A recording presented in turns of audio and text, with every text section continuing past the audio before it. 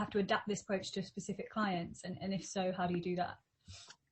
Most of the decision we make is data driven. So it's either that we're sat on the data, or we think that there's a market opportunity. When we're taking on new brand partners, we're looking at the data of how brands perform day in, day out.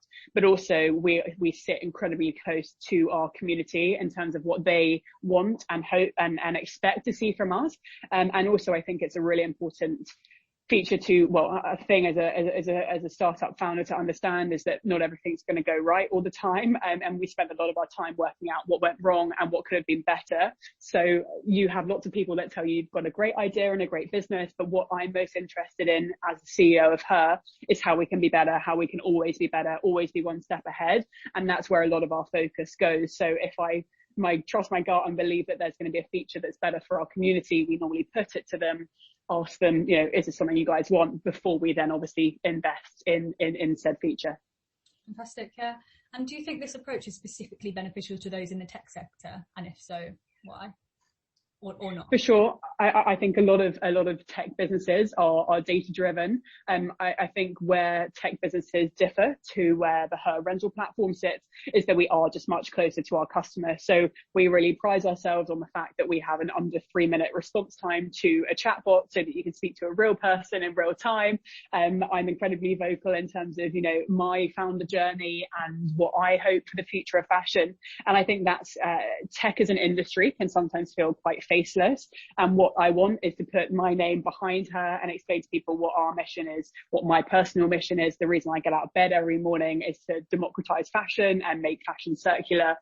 So I think having that personalized element and human element, perhaps married with tech, is really where we sit in terms of the Her community.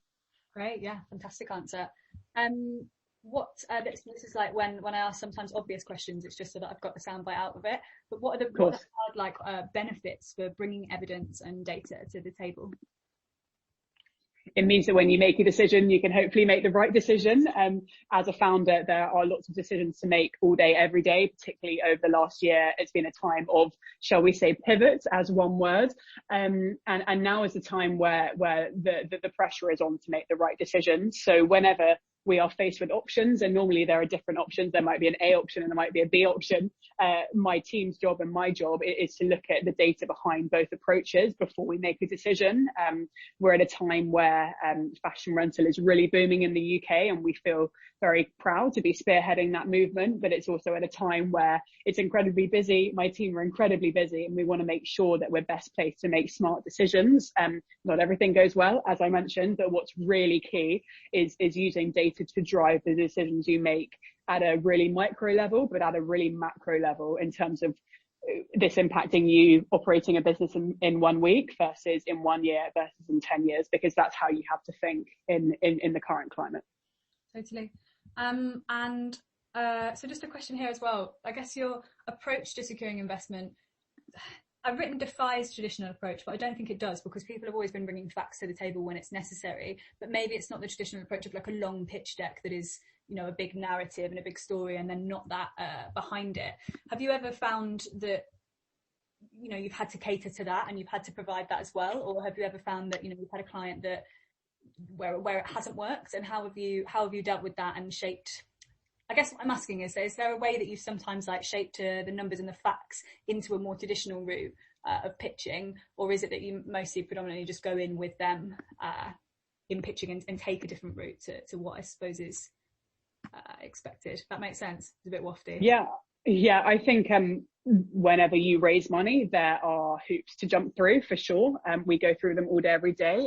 The investment sector is quite structured in terms of how it operates. That's not always a bad thing. I think my approach has always been different, and I'm really conscious that I am very much the Her brand, and a lot of founder journeys for some of the biggest startups out there are really driven by the CEO and the co-founders behind the business. And I really wanted that to shine, and that's incredibly hard to translate from a pitch deck into a real life room. So selling the story of whatever business you are going into is always going to be better than a pitch deck. So no matter who I'm trying to persuade and to bring into the Her arena in some way, that in real life, person to person pitching is always my preference, because an idea in person is so much easier to sell than online or in the virtual world. When